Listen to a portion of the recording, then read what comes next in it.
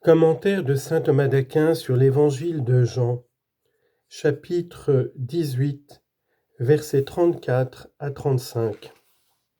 Jésus répondit : « Dis-tu cela de toi-même, ou bien d'autres te l'ont-ils dit de moi ? » Pilate répondit : « Est-ce que je suis juif, moi ?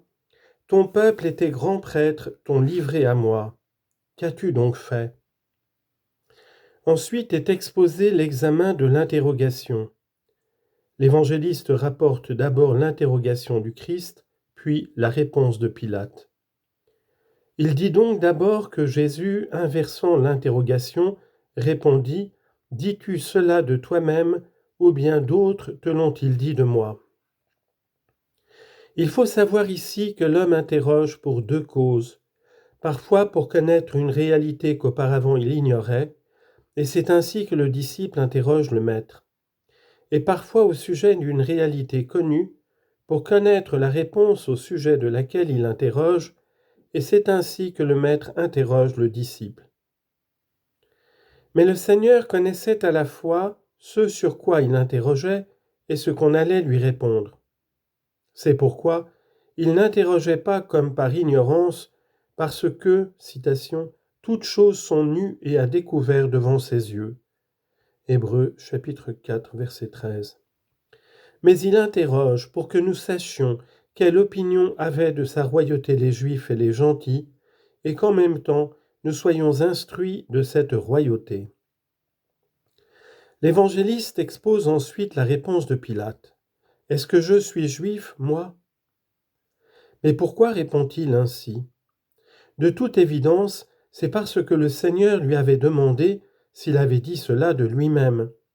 Et c'est pourquoi Pilate montre que ce n'était pas à lui qu'il appartenait de chercher s'il était le roi des Juifs, mais plutôt aux Juifs dont il se disait roi, donnant par là à entendre que cela lui avait été dit par d'autres. Et c'est pourquoi Pilate ajoute : « Ton peuple et tes grands prêtres t'ont livré à moi. » En lançant cette accusation contre toi, et il dit « ton peuple », parce que dans son humanité, Jésus était né des Juifs. Citation. « J'ai entendu en effet les outrages d'un grand nombre et la terreur tout autour de moi. Poursuivez-le, et nous le poursuivrons. J'ai entendu aussi de tous les hommes qui vivaient en paix avec moi et qui se tenaient à mes côtés, si en quelque manière il était trompé, et que nous prévalions contre lui, et que nous tirions vengeance de lui. » Jérémie, chapitre 20, verset 10. Le fils fait outrage à son père, et la fille s'élève contre sa mère, la belle-fille contre sa belle-mère, les ennemis de l'homme contre ses serviteurs. Michée, chapitre 7, verset 6. Et s'il est dit tes grands prêtres, c'est parce que plus ils étaient grands dans le pouvoir, plus ils étaient puissants dans le crime. Citation. La main des princes et des magistrats fut la première dans cette transgression. Esdras, chapitre 9, verset 2. Et encore, j'irai vers les grands et je leur parlerai, car ils ont connu les voies du Seigneur et le jugement de leur Dieu, et voilà que de plus tous ensemble ont brisé le joug, ont rompu leurs liens. Jérémie, chapitre 5, verset 15. Verset 5. Si donc ils t'ont livré à moi, qu'as-tu fait ? Autrement dit, il n'est pas croyable qu'ils t'aient livré à moi, si ce n'est pas pour une cause grave. Verset 36. Jésus répondit : « Mon royaume n'est pas de ce monde. » Ici nous est donnée la réponse du Christ. D'abord, il écarte la fausseté du soupçon concernant son royaume, puis il établit la vérité. À propos du premier point, il rejette d'abord le faux soupçon, puis il apporte comme preuve un signe. Il écarte le faux soupçon en disant « Mon royaume n'est pas de ce monde ». Comprenant mal cela, les manichéens disaient qu'il existe deux dieux et deux royaumes, un Dieu bon qui a son royaume dans la région de la lumière, et un Dieu mauvais qui a son royaume dans la région des ténèbres. Et ils disaient que cette dernière c'est le monde, parce que, selon eux, toutes les réalités corporelles étaient des ténèbres. Selon cette interprétation, Mon royaume n'est pas de ce monde signifie que Dieu le Père qui est bon et moi, nous n'avons pas de royaume dans la région des ténèbres. Mais contre cela, il dit dans le psaume, Dieu est le roi de toute la terre. Psaume 46, verset 8. Et encore, tout ce qu'il a voulu, Dieu l'a fait dans le ciel et sur la terre. Psaume 134, verset 6. C'est pourquoi il faut dire que le Christ a dit cela à cause de Pilate, qui croyait que le Christ ambitionnait de posséder un royaume terrestre sur lequel il régnerait de manière terrestre, corporalitaire, tout comme les hommes terrestres. Et pour cela, parce qu'il cherchait à avoir un royaume illicite, il devait être puni de mort. Or, il faut savoir qu'on appelle royaume, en latin regnum, tantôt le peuple sur qui on règne, tantôt le pouvoir royal lui-même, la royauté. Prenant le terme royaume selon la première manière de le comprendre, Augustin dit que « mon royaume, c'est-à-dire ceux qui croient en moi ». Citation, « Il a fait de nous pour notre Dieu un royaume et des prêtres, et nous régnerons sur la terre ». Apocalypse 5, 10. N'est pas de ce monde. Il ne dit pas n'est pas dans ce monde. Alors qu'il est dit plus haut, eux sont dans le monde. Jean 17, 11. Mais n'est pas de ce monde par l'amour et l'imitation, étant arraché à ce monde par l'élection de la grâce.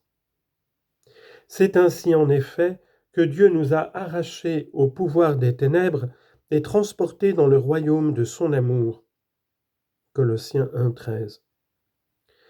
Chrysostome explique en prenant royaume au second sens, ma royauté, et dit « Mon royaume, c'est-à-dire mon pouvoir, et l'autorité par laquelle je suis roi, n'est pas de ce monde, c'est-à-dire ne tient pas son origine de causes mondaines et du choix des hommes, mais d'ailleurs, c'est-à-dire du Père lui-même. » Citation. Son pouvoir est un pouvoir éternel qui ne sera pas enlevé, et son règne un règne qui ne se corrompra pas. Daniel 7, 14. Verset 36. Si mon royaume était de ce monde, mes serviteurs auraient combattu pour que je ne sois pas livré aux Juifs. Mais non, mon royaume n'est pas d'ici.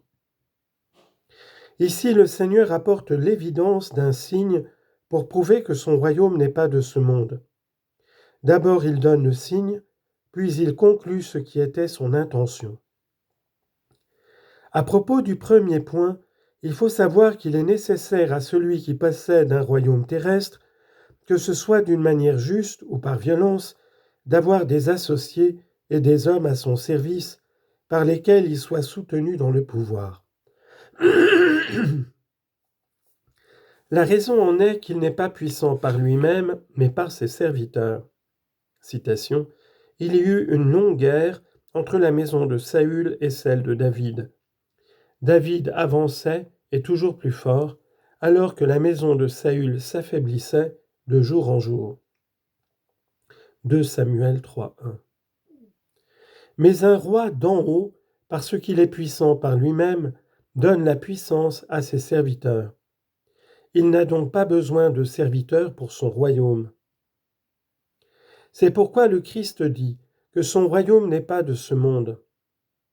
Car si mon royaume était de ce monde, mes serviteurs auraient combattu pour que je ne sois pas livré aux Juifs. De là vient que Pierre, voulant combattre pour le Christ, ne se rendait pas compte que son royaume n'était pas de ce monde, comme on l'a vu plus haut. Le Seigneur avait cependant d'autres serviteurs, à savoir les anges, qui auraient pu l'arracher aux mains des Juifs. Mais le Seigneur ne voulut pas être arraché. Citation. « Ne puis-je pas faire appel à mon Père qui me fournirait sur le champ plus de 12 légions d'anges » Matthieu 26, 53. Mais non, mon royaume n'est pas d'ici. Parce qu'il ne cherche pas de tels serviteurs, il conclut que son royaume n'est pas d'ici, c'est-à-dire qu'il ne tient pas son principe de ce monde. Il est cependant ici puisqu'il est partout. Citation.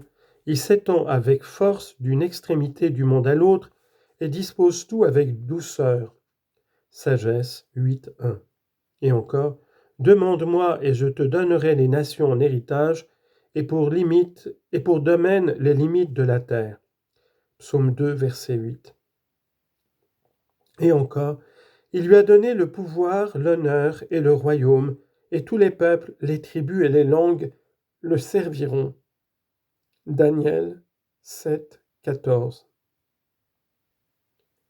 Le Seigneur manifeste ensuite la vérité concernant ce qu'est son royaume. On expose d'abord l'occasion de la manifestation, puis la manifestation elle-même. Enfin, l'effet de la manifestation. Verset 37. Alors Pilate lui dit, « Donc tu es roi ?» À propos du premier point, il faut savoir que Pilate, à partir des paroles susdites du Seigneur, comprenant ce royaume comme matériel et loin de ses frontières, citation, « L'homme naturel ne perçoit pas ce qui est de l'Esprit de Dieu. » 1 Corinthiens 2, 14. Haletait dans son désir de connaître la vérité, et c'est pourquoi il s'enquiert en disant « Donc tu es roi ?» c'est-à-dire aussi « Seigneur ?»